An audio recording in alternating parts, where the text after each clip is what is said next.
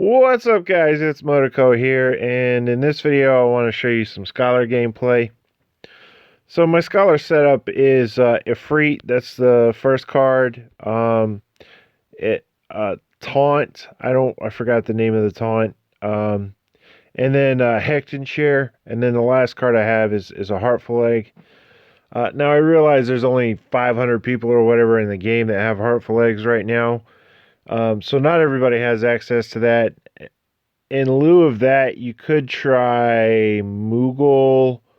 Artemis could be a thing, maybe possibly. Another taunt card could possibly be a thing. You have a lot of flexibility and a lot of options as a defender.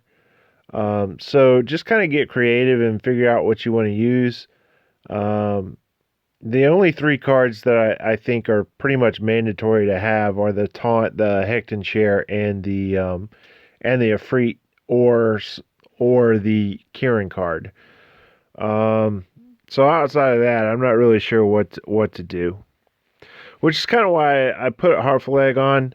There's situations, and they don't come up in this fight, but in other fights I've been in where I've drawn like four hard orbs, and then I do my heal for the group, and then Shiva does like some big move, and then the very next round I get another three hard orbs, and then heal the group again. So uh, as a scholar, you have with Heartful Egg, you have the potential to do a lot of healing for the party, and it really helps out the support in doing their job. Makes it a lot easier on them. So let's get into this a little bit. One thing that I've been wanting to mention, it's kind of been a pet peeve of mine. Let me show you this first turn real fast. I don't get it dialed in very quick enough. I should have dialed in a little bit faster. But all right. So anytime you do attacks, guys, don't waste action. Okay.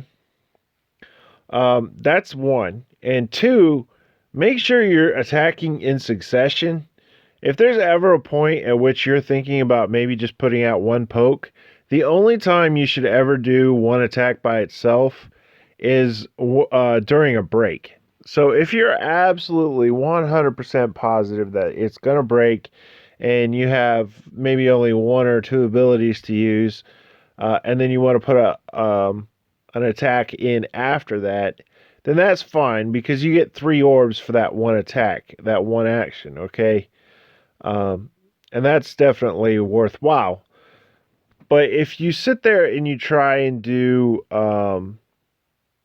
just one attack, just for the sake of using up all your actions, it's very, very inefficient.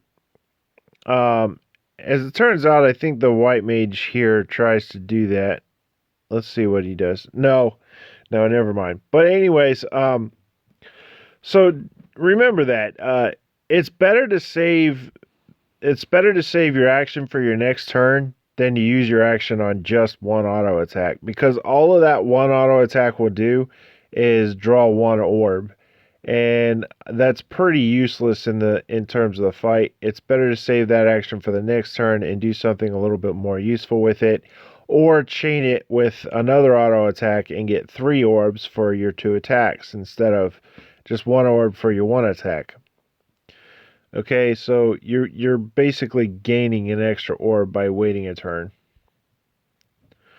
So that's kind of some strategy that you need to be thinking about in these multiplayer fights, guys.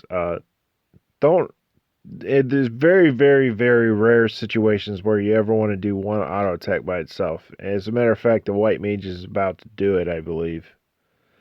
He's kind of figuring out what he wants to do. Oh, no, okay. So he fixes himself. That's good.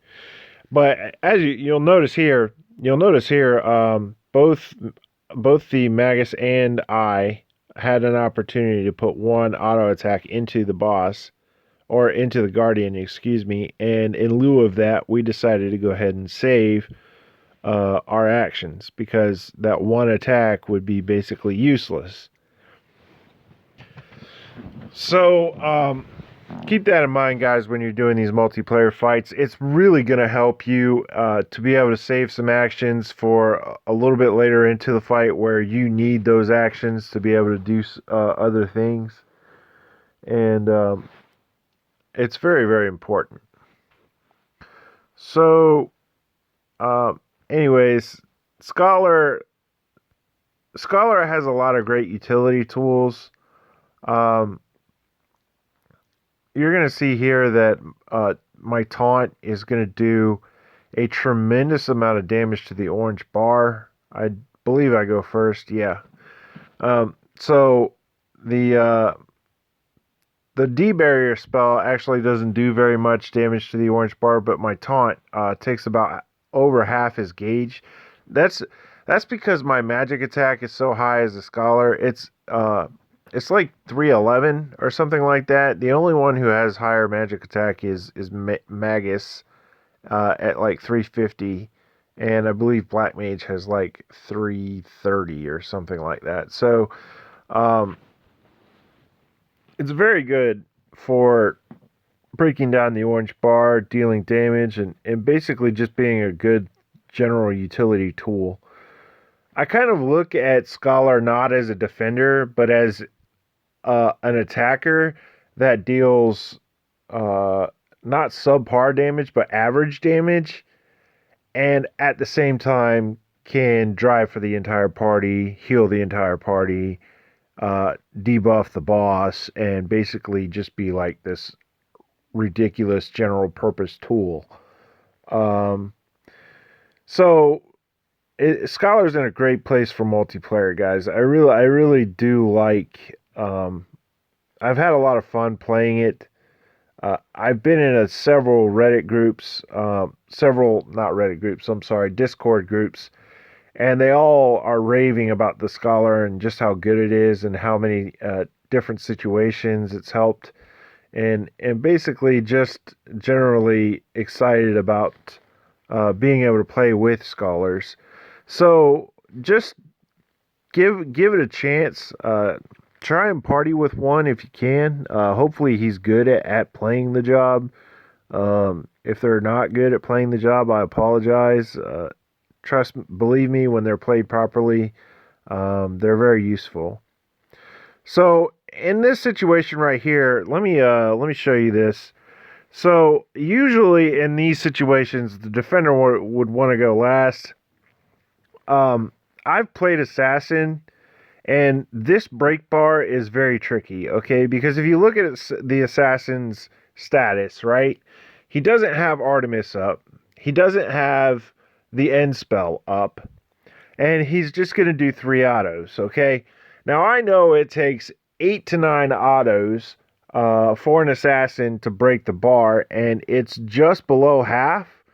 So I know that he's not going to get there. I basically just know it. I've played Assassin so many times, I have these things memorized, and I'm just like, dude, he's not going to get there. So instead of going last, I went ahead and jumped turns, and I did that so that the White Mage and the Magus could both put in all of their damage and not have to worry about the boss not being broke. And it ends up paying off because I end up being right. We do 3 attacks, and he misses. My first attack breaks, and then I put 1 meteor shift strike in there. If you notice, it did like 40k, which is pretty damn good. And then, we finished the fight from there. Now, of course, the damage dealer and the attacker is going to do a lot more damage, guys. They have a 50% damage buff. But if Scholar were to have that, then it would be doing very comparable damage. I mean, they're not that far off. So anyways, guys, that's kind of the Scholar fight. Those are some multiplayer tips that I have. I'm gonna do more videos here probably early tomorrow and have them out. Somebody had requested that I do this for Scholar, and I'll just go ahead and show you my setup real fast. For those of you who are wondering, I'm not using the Scholar weapon. I'm using the Magus weapon. If you don't have any of the other mages unlocked, the Scholar weapon's still pretty good. The Painful Break and the extra, Painful Break makes up for the magic attack that it loses. There there might be an argument to say that it actually does more damage during the break, but I'm not 100% on that, so I'm just sticking with the Magus weapon. But anyways, yeah, that's my stats. That's my setup, guys. Let me know if you want to see something else, and I'll put it up there for you. Hope you guys enjoyed, and I'll see you next video.